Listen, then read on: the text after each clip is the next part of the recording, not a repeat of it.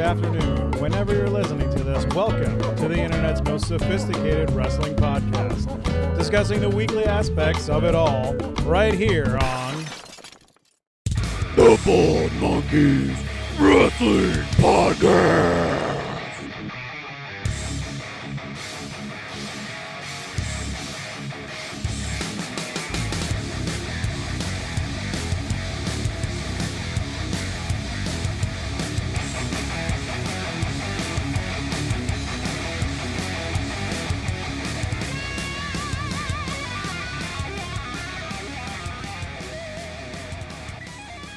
Welcome back to the Bald Monkeys podcast. I'm Christopher. I'm pretty sure I got Captain Chuckles with me. I'm not sure. He's a little bit off right now, but he's here. Hey, Captain, I'm here. How's it going? I'm here. How's it going?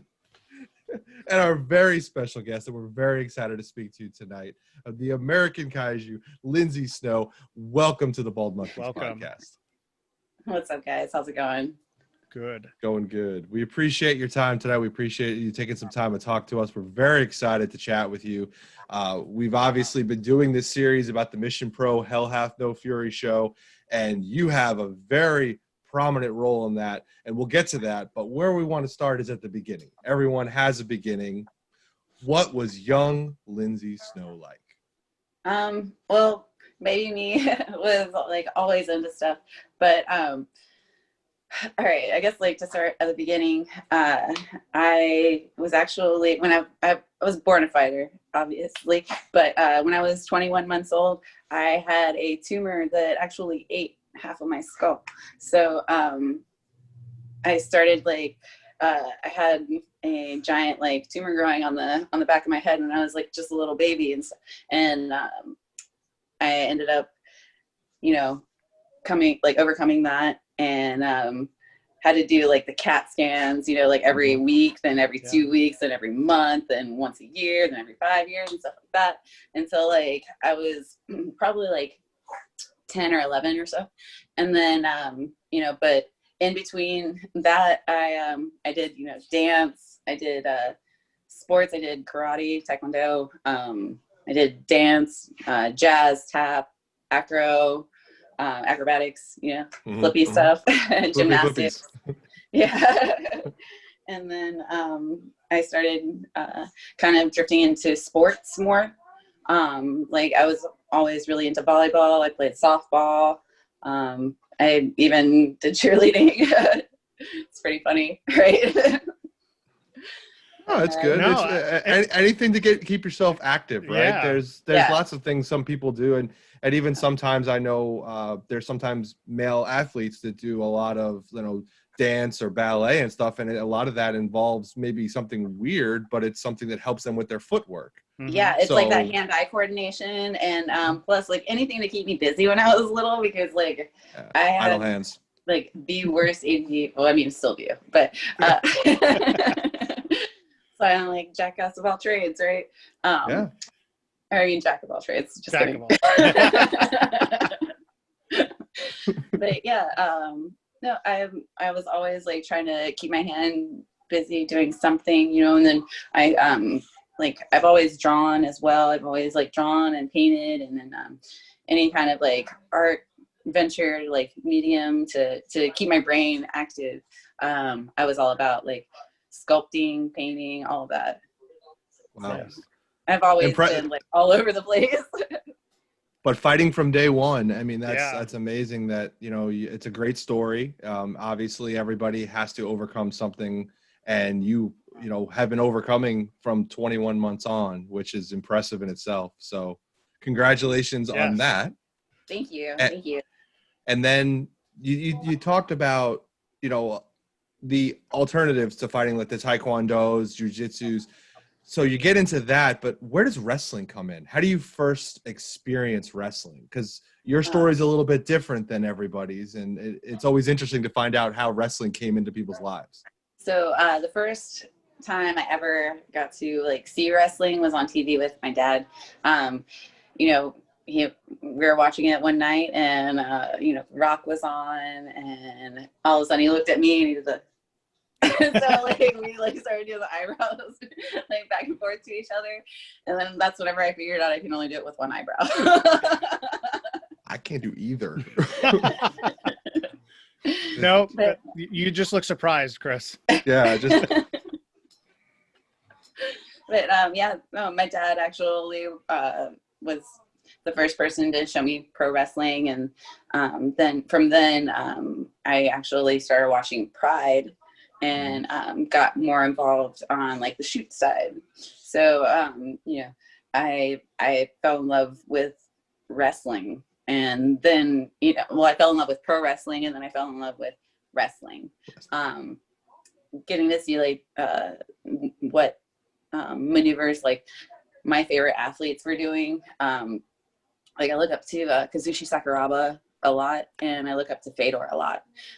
That's pretty much where I get like the basics of my game from. And I also look up to Alexander Karelin. That's why I do the Karelin lift. Mm-hmm.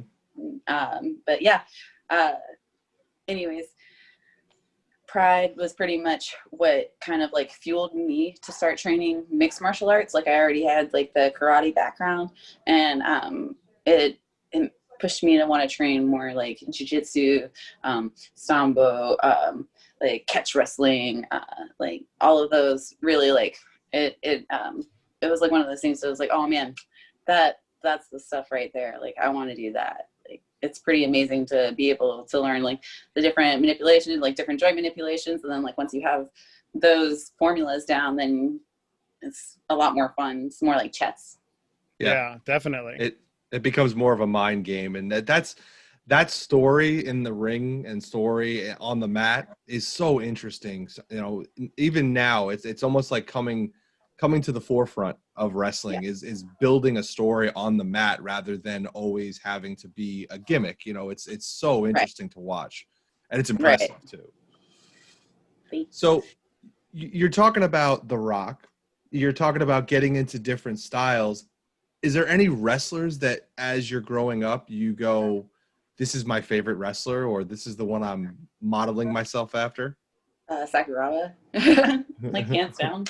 Hands down. There's no one else. Hands down. There's a lot of other people, but that I look up to, obviously. But the main is Kazushi Sakuraba, and then like just because he's a shooter and he's a pro wrestler, a shooter and a worker. So like those aspects of him are what I most like associate myself with and my game with.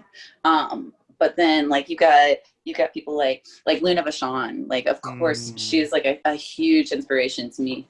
I loved Luna. I loved Bull, Medusa, Minami Toyota. Like all of those people all played like a huge role in getting me to where I'm at right now. And I'm super thankful for them and all that they did for women's wrestling and everything. Yeah, I mean, the history of women's wrestling, and in my opinion, sometimes it feels like it gets kind of thrown under the rug sometimes because you don't hear about a lot of those names all the time. You might just hear about the couple that were in, WWF or NWA for a little bit, but you don't get a full history on it all the time. So it's nice to hear a lot of those other names. Yeah, I mean, you have to pay homage to the people that pretty much like dredged the path before you and made it so that you are able to do what you do, especially like all of the crap that they had to put up with, and it's not like how it was coming up now. Like I can say it's definitely hard. And don't ever think that I'm selling anything short by any means. No. But I know what they had to put up with before definitely took a lot of heat off of what I have to put up with. Yeah. And it helped lay the grounds for respecting women's wrestling too, so. Yeah, and women's wrestling every single day is getting more and more, I don't even want to say the word, but on par with where the men is, and sometimes in some places it's better than the men. I'm gonna say it. You know, that's always my goal is to just be considered a wrestler, not a women's wrestler. Exactly. 100%. Just to be taken seriously with my art and you know, with pro wrestling. I want to be taken seriously as a threat, and that's where I believe having the background that I have and being as strong as I am does make me that threat. Yeah. Starting to train and everything, you started to train at one school, I believe, if I have my research right, and then you got into touch, or Jay Lethal got into touch with you, and you started to train with him. Was that at his school at Tampa Bay Pro, or? Yeah, that was at Tampa Bay Pro. Okay. So I started training originally, like just someone had a ring, and you know, we were just trying to figure it all out together, you know. So it was like one of those kind of deals. But then one day to practice, these two guys showed up. They were a tag team, and they were like, "Yo, like you have a really, you're really athletic. You have a really great look.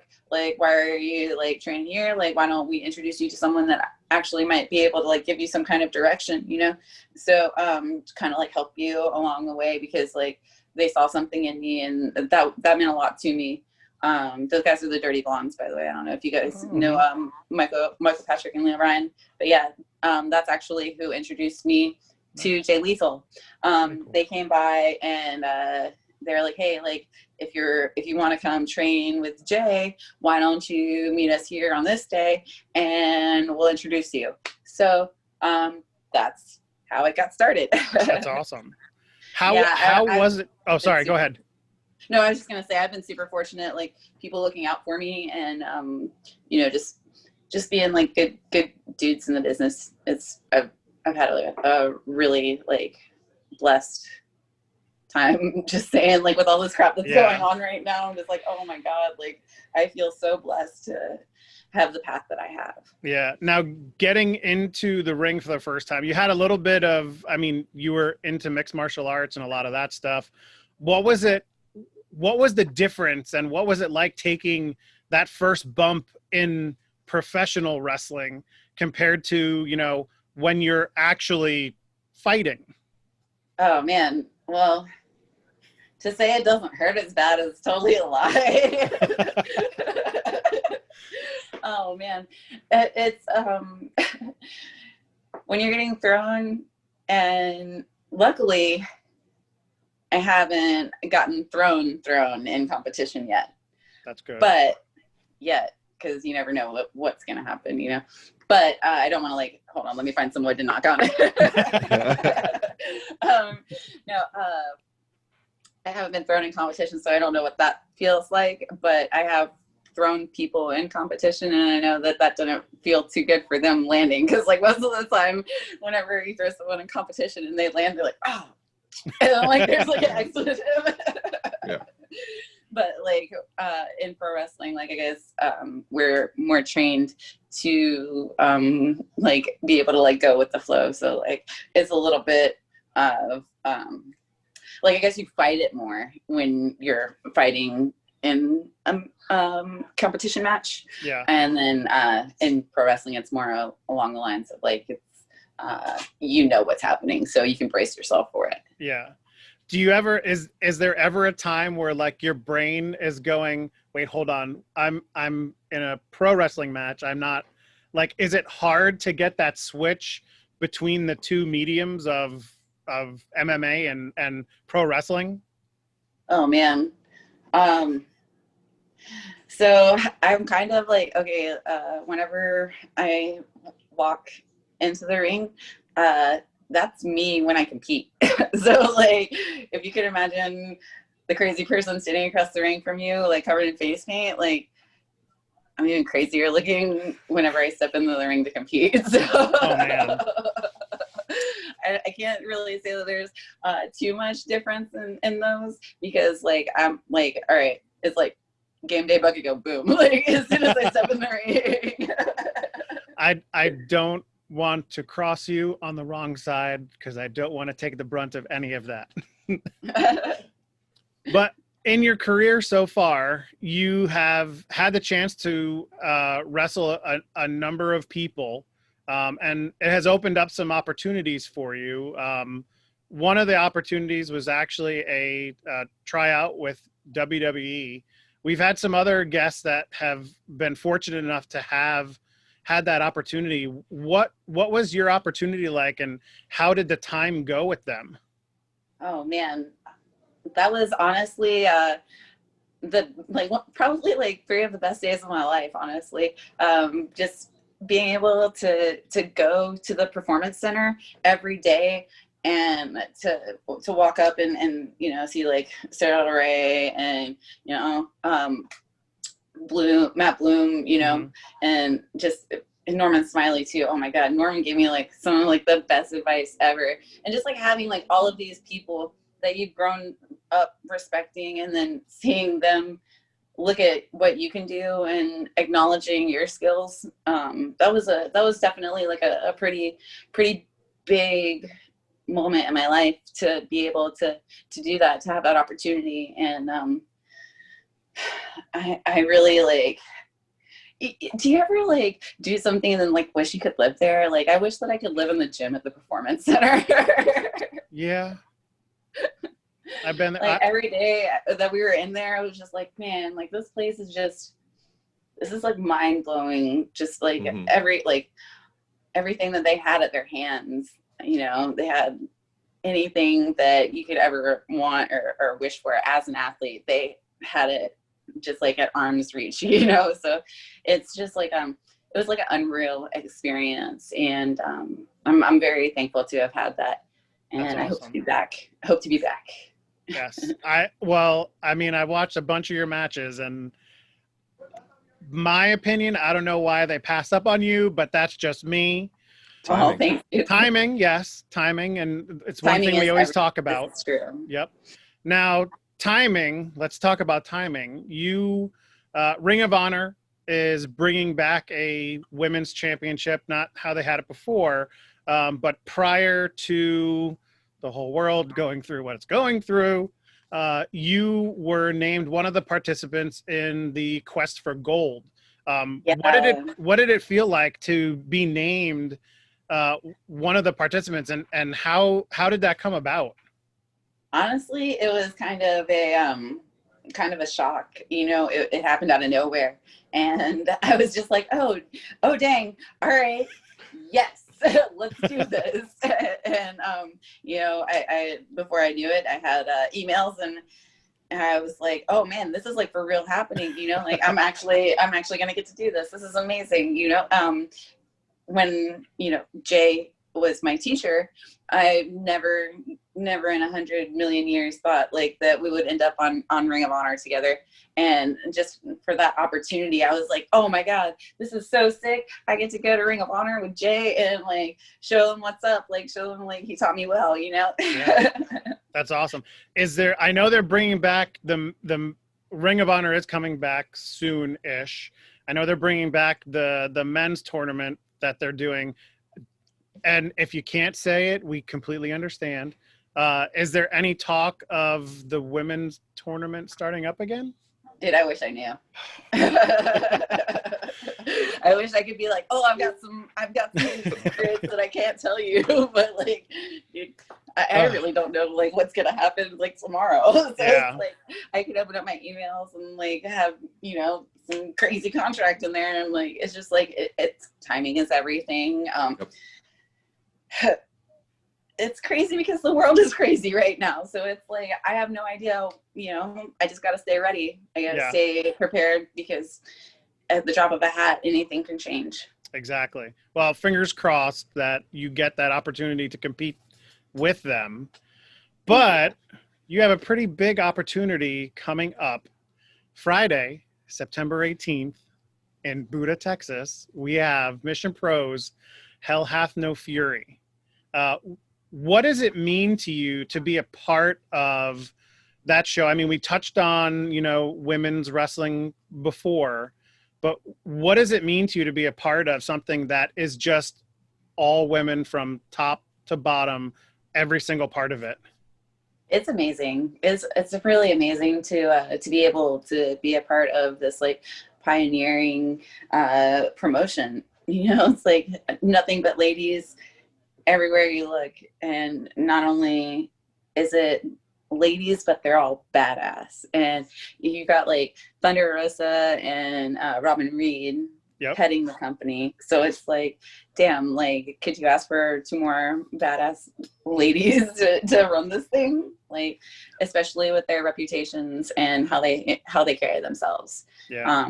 in a professional manner, is like it's inspiring to say the least. And it's a really amazing opportunity. Like, I keep saying that all of these are amazing opportunities, but like there's nothing other than that to say, you know. It's like, Yeah. man, it's pretty crazy that this is all happening, and I'm really excited about it.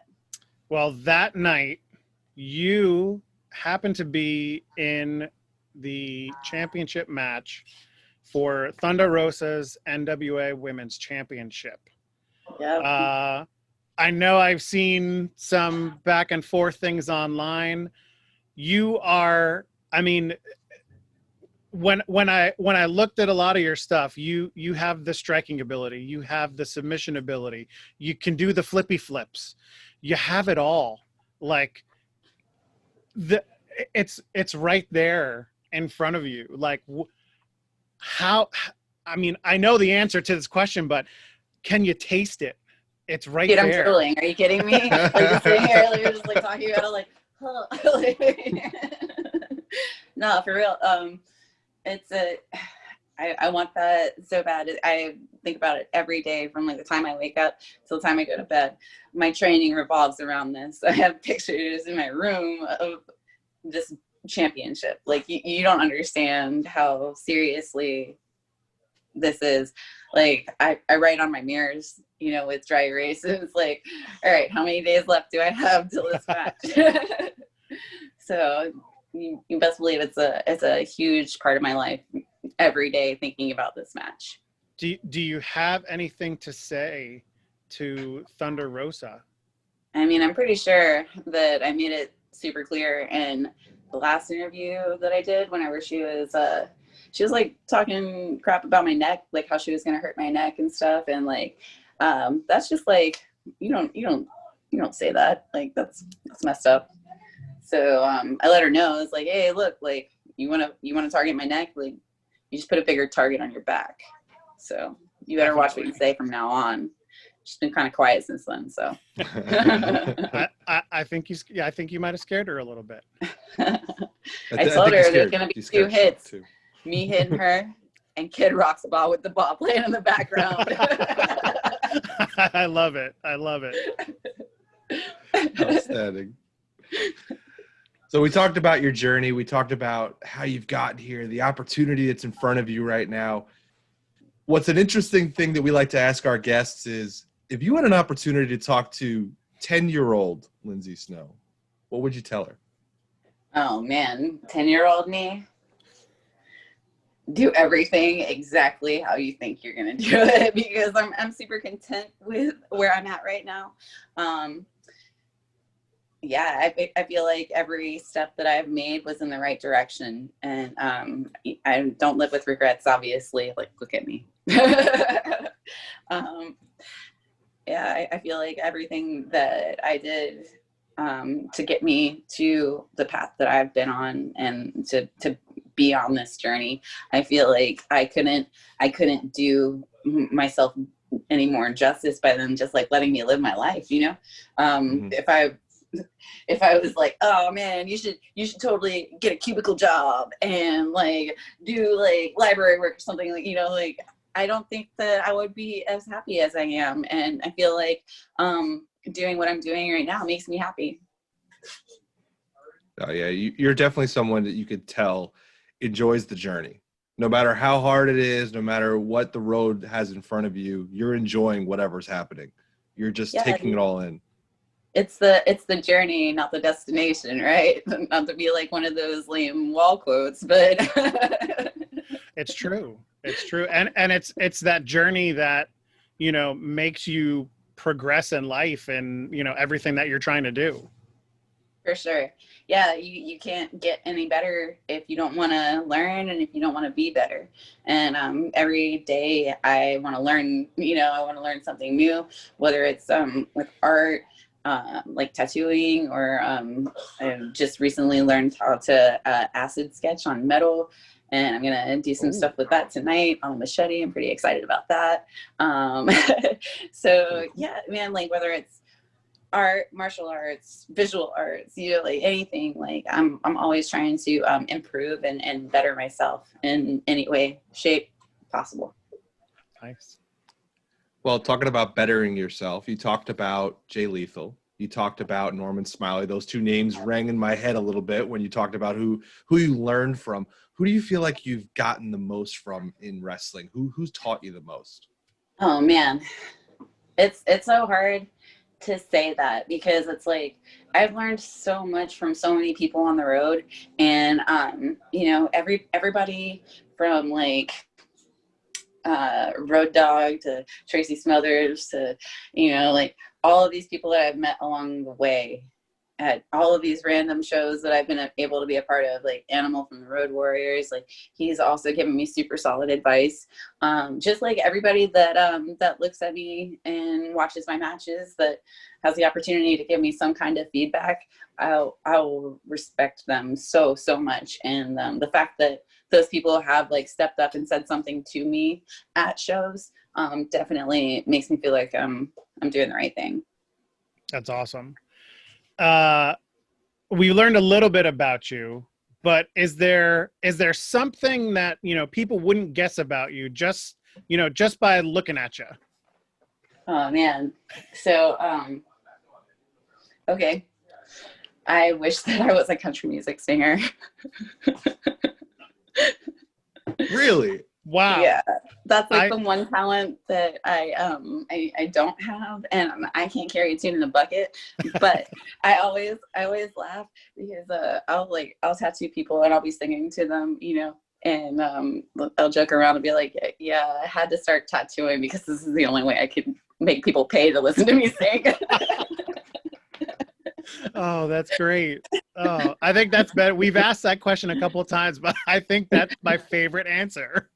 But yeah, so sometimes on occasion I get to live out my dreams of being a country singer. But I have to like drop back down to reality and realize that they're actually just sitting through it because they want to finish their tattoo. Any aspirations for bar night karaoke at any point in time? Oh man, I don't know. Are you a gambling man? No, I was at one point in time in my life, but now not so much. I don't really hang out in bars. So I think that the probability of barroom karaoke happening, not so much, but there's always tattoo room karaoke. So yeah. Ooh, that would be a good television show. I don't think it would. I don't know. I think it would. Can you give a tattoo and karaoke at the same time? I mean, I feel like you're narrowing that. It's like that niche category. Yes.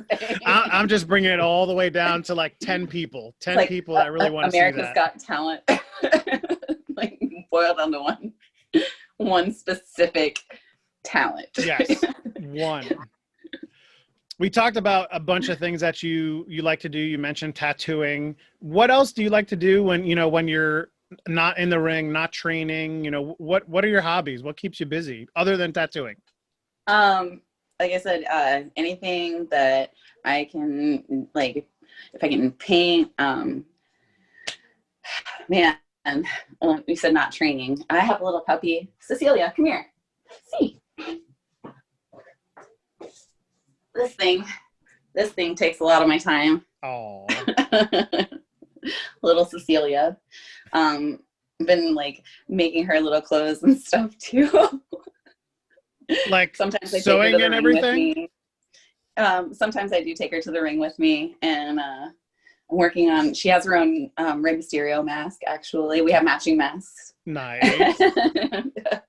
Ray's actually seen it, so that was pretty funny. That's awesome. But yeah, she has like a little hoodie that we made her out of a leg of my sweatpants. That's awesome. So yeah, pretty much like really like anything artsy. Like if I can create something that will keep me busy, you know, from making dog clothes to learning about acid etching, glass etching. That was something cool. Oh, and also like at the shop we've been gilding a lot of things, like which is like putting gold flake on stuff. So that looks pretty badass. If you ever make a sword, let me know, because I love swords. Yeah. If you ever get into that. I'm acid etching tonight on a machete. That's the pretty goal close. That's pretty it's close kind to of a sword. Yeah, exactly. You cut things with it. Yeah. One thing I saw that's not wrestling related is you have your own coffee and tea.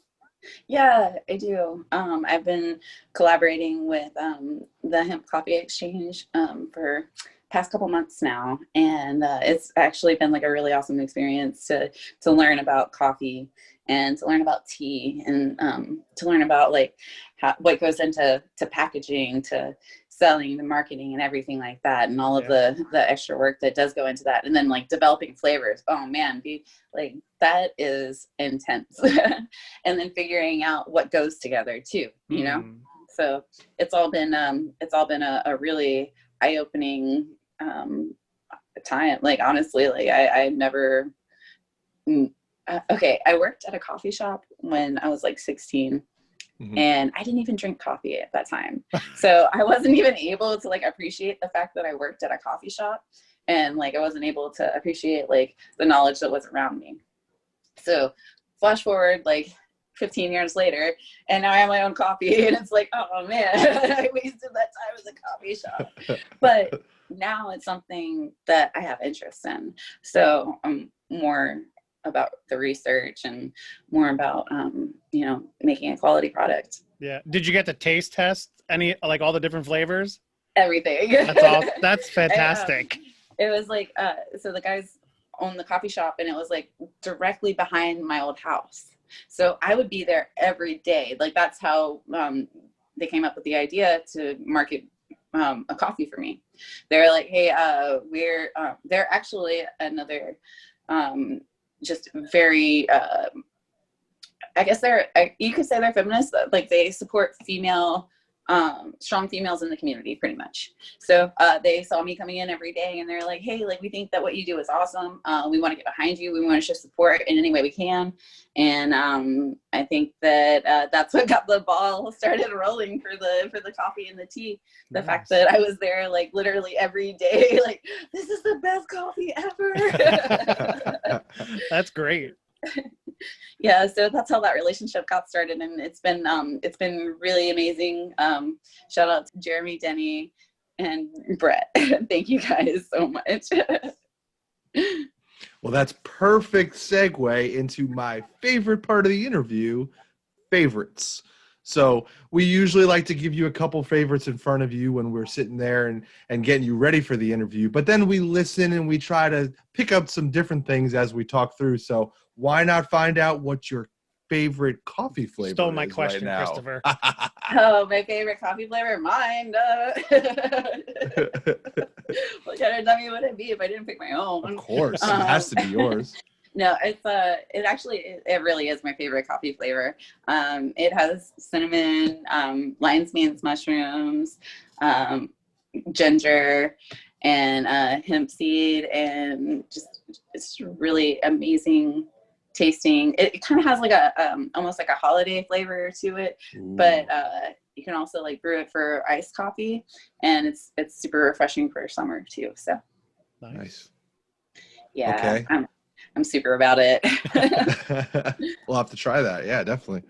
And so, of course, yes, I'll have to drink it. Now, you gave away that you wanted to be a country singer. So I need to know what your favorite song to sing is while you're tattooing someone. Oh, man, there's so many of them. There's so many, and I have like a very eclectic taste in music. So like I'll listen to anything from like Steely Dan to like Riff Raff. So it's like Steely. I never in a million years thought we would have heard Steely Dan mentioned on this podcast in any interview. And that literally made my day because I love Steely Dan.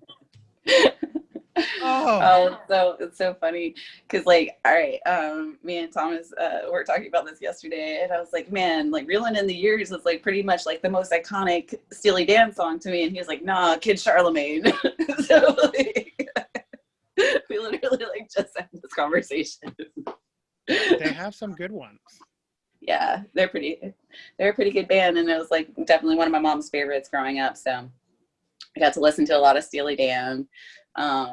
Yeah, I also listen to like a lot of soul. I love soldies. And I love Houston rap, like Slim Thug, Zero. So it's like growing up in a tattoo shop, you know, you can't listen to the same crap every day. And like I'm just sitting here staring at somebody's arm for like 3 or 4 hours at a time. So it's like, hey, like shit, stuff's about to get real weird. So just hang tight. And a whole bunch of people from all different walks of life are walking in, and I mean, you probably have people that hit every demographic of music or genre of music to listen to. So I surprise people every day. It's so funny. They're like, dang, is this what you're really playing like right now? Like, what? I'm like, damn, did you just judge a book by its cover? And then we started getting into it a little bit more, and then they're like, all right. I'm like, yeah, I guess books have covers for a reason. Yeah. All right, let's take you back into the wrestling ring. What would you say your favorite submission hold is? The kaiju clutch. It's like I trap the arms, and it's a neck crank as well, so it's super painful, especially when I apply it. So I have this question. It's a little weird and leading, but I know what you're going to say. As a sports athlete, I played baseball, and hitting a home run, there's this feeling you get when you hit it, the contact, and it's like, it's just that you know what's about to happen. Do you feel that when you put in that hold? Like it's almost like that, I know what's about to happen, they're done. Yeah, I get that feeling a lot from that submission, and then also heel hooks. The heel hook is, I've seen your heel hook. That is treacherous, to say the least. I feel bad for the other person. I do too. They tap quick. Yes. All right, so we're gonna. I know what Chuck wants to ask, so I'm gonna lead into it a little bit. Let's talk about your tattoos. What was the first tattoo you ever got? Oh man, well, my first tattoo that I got in the shop was an atom of carbon on my hip, and I was a bad kid, and I had a fake ID that I used to get it. I was not old enough to get it, and that is where I'm going to tell all the kids at home, don't be like me, and just ask your parents. Just wait, your time will come. You can do all the tattooing you want after it's okay. Yeah, for sure. Right. Don't make your parents hate you. Why did you pick an atom? Because we're all carbon-based life forms. So I'm like a big science nerd. Nice. So that's where that came from. And then after that, I got the symbol for pi tattooed on me.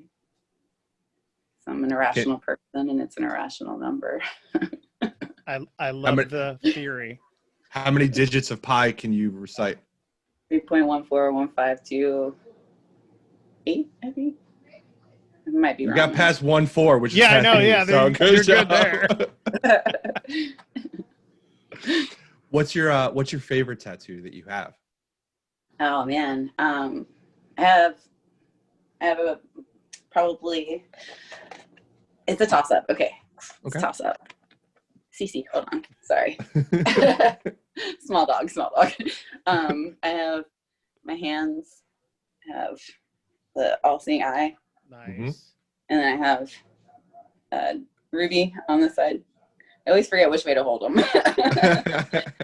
and have whatever across my hands, like whatever forever. And then I have this really awesome dragon on my thigh. I don't know if you could see it or not, but that guy. Oh yeah. Yep. And dragons are actually one of Chuck's favorite things. He has tons of little dragon statues all over his place. I have a giant dragon on my back too. It's just the head and like 2 claws. I love it. It's sick. All right, Chuck, go ahead. This is yours. Okay. I know you were leading to it. So I was going through and I was looking at a bunch of the tattoos I think that you've probably done. Did you do the tattoo of the Mandalorian, like Boba Fett symbol? Yeah, with all of the with the Q-bert like geometry in the background. Yeah, I did that. That is the coolest tattoo that I've ever seen, because I mean, I'm a huge Star Wars nerd. I will freely admit it. I love it. Boba Fett right there. I'm trying to show you. It's a stormtrooper. Oh, okay. I see it. Battle light. It's got the red battle light.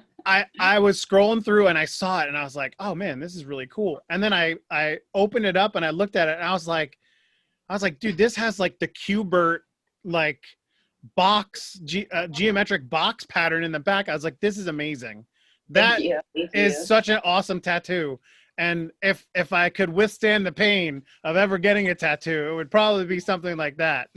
But that was awesome. So I just have to say that was a very cool piece. Thank you. I appreciate it. I definitely like to attack all styles with skill and expertise, and like have to be prepared to do whatever. And that's pretty much my my goal for everything, is just to be prepared for whatever life can throw at you, whether it's tattooing or down to opponents for competition or wrestling matches, anything. Just have to be prepared. Yeah. Do I get to ask my other question, Christopher? Go for it. What is your favorite tattoo that you have done for somebody? Oh man. Put me in the hot seat for that one. Shoot. Man, I love just being able to execute like people's ideas and make them happy. That's why I love tattooing. It's a tradition first and your art second, you know? Yeah. So it's always like one of those things where it's like, you have to execute this because this is going to be on this person forever. It's also kind of like a big, like, I wouldn't say it's like an ego stroke kind of, but like, you know, you're going to have to live with this on part of me on you forever. So it's kind of like the, where I can leave behind my legacy. Yeah. Because I don't have kids. I have a niece and a nephew, but I have my dog Cecilia, you know, but as far as like leaving behind something for other generations to appreciate, I feel like tattooing and the art that I make is how I'm able to live behind my legacy. And anytime I have the opportunity to tattoo someone, I can say that like that's the best part of my day, you know. Like I can't really say like what tattoos are my favorite, because like I tattoo so many great people. Like I tattoo so many amazing people that, you know, trust me and want me to just put like the best thing that I can put on them, and they're coming to me because of what I do. So that right there, that says a lot, you know. I make cool stuff all the time. I'm so blessed. Last night I made a blue tiger. It was sick. Like, I had so much fun. I got to make that on my friend Lee, and I got to tattoo her husband Bob, and they have a little girl named Emily, and she's like my biggest fan, dude. They drove from like South Carolina to get tattooed by me in Jacksonville. Oh wow. So like it's pretty wild, but yeah, I mean, it's like I'm blessed to be able to do the jobs that I get to do on a daily basis, and be able to just like bring happiness to other people's lives. Oh, You're sorry good. about that. No worries. Had a low battery moment. My bad. All right, Chuck, here we are. We're Oh. at our final question. So We're at This our is the final big one. question. Oreo cookies. I'm sure that you've heard of them before. We love to ask all our guests this question, and it's one for the ages. It's the, are you on team single stuff, the classic Oreo, or are you on team double stuff with just gonna that say little I'm on bit team extra? Red velvet. The red velvet Oreos. curveball. Whoa! Curveball. Yeah. The red velvet Oreos are how I got up to be 163 pounds. The double stuff is how that was I when I got. was in like a bulking phase, like in Christmas. So we're just gonna like not talk about that too much. But actually, the people that I tattooed last night were telling me about how their daughter like has started pranking them by carving out the middle part of the icing of the Oreo and squeezing toothpaste in it. And then handing it to her dad, and he's like, "Oh, like, eating these That toothpaste." is the greatest and the worst prank Yes. ever. I was like, man, I can't eat Oreos around your kid anymore. This is terrible. Oh no! Wow. I I will remember not. I will not let my daughter watch this episode so that she does not get that into her head then, because she would do it to me. She would. Well, thank you for the Sorry. curveball, Lindsay. Yes. We appreciate that. We always love somebody thinking outside the box and giving us something else as far as the answer goes. So, great answer. Great answer. I really can't help it. That's like really the only thing that I think about when I think of Oreos. It's like those damn red velvet ones, dude. You don't even understand. I can imagine. So good. I can imagine. Christopher just tried a lemon Oreo today for the first time. Ooh, He didn't like it. It was yeah. terrible. I'm not going to lie. It was terrible. It doesn't sound that great. It's like No. the toothpaste Oreo, honestly, much better. Lindsay knows. See, she understands. Well,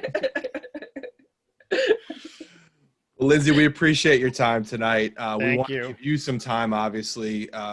Where can people go find you? And obviously, we're going to be able to go and promote where you're going to be in September. But right now, where can they find you? I'm here every day at Autograph Tattoo on the corner of Wilson and Blanding in Jacksonville, Florida. You can find me on Instagram and Twitter at Kaiju Power, KAIJUPOWER. Awesome. And we're going to be able to see you on September 18th at Hell Hath No Fury, presented by Mission Pro Wrestling and Pinball's Kingdom. That's in Buda, Texas. Bell time is 7:30, and it is Buda. I think I've come down to the consensus that it is Buda. It is not Buda. So I think I'm good now. Bell time 7:30. If you can't be there in person, you can watch it on Title Match Network. Just go there. They're going to stream the event for everybody. Once again, Lindsay, thank you so much for joining us. Thank you. It was Thank a you, pleasure guys. and very awesome. Thank you guys for having me. I appreciate it. I'm looking forward to meeting y'all in person September 8th. I wish that we could be there, but we are not any. I am nowhere near Texas, and Chris dang. is a little bit closer to nowhere near Texas. I'm close to you. I'm actually in South Carolina. Oh, well, I mean, you're probably like equidistant from me than I am in Texas anyway. So. It's close. Yeah. Well, I So- think Texas might be a little bit further. Yeah. Just a tiny bit further. Maybe like 4 hours. But either way, we'll be watching. We're gonna probably put together something and maybe give away some subscriptions because we want more people watching you, and we're really excited to see you perform. And good luck to you. Thanks for joining us. Thank you for watching. Hit the subscribe, hit the like button, and be prepared. We're not done yet. There's more Mission Pro to come. Bye, guys. Night. You can find Lindsay Snow on Twitter and Instagram at Kaiju Power. That's KAIJU Power. And also, if you're in the Jacksonville, Florida area, you can check her out at Autograph Tattoo. And of course, Hell Hath No Fury, presented by Mission Pro Wrestling and Pinball's Kingdom, Friday, September 18th in Buda, Texas. If you're going to the show, bell time is 7:30. You can find the show streaming online at Title Match Wrestling Network. And for more information on Mission Pro, go to missionprowrestling.net. Don't forget to follow us on Twitter, Facebook, and Instagram at The Bald Monkeys. You can also check out our interviews on WrestleJoy.com. Make sure to subscribe on our YouTube page to watch our previous interviews or our roundtable discussions. Just search for The Bald Monkeys. Watch us live on our new Twitch channel, twitch.tv/TheBaldMonkeys. And finally, listen to The Bald Monkeys podcast on Apple iTunes, Podbean, Spotify, or wherever you get your podcasts from.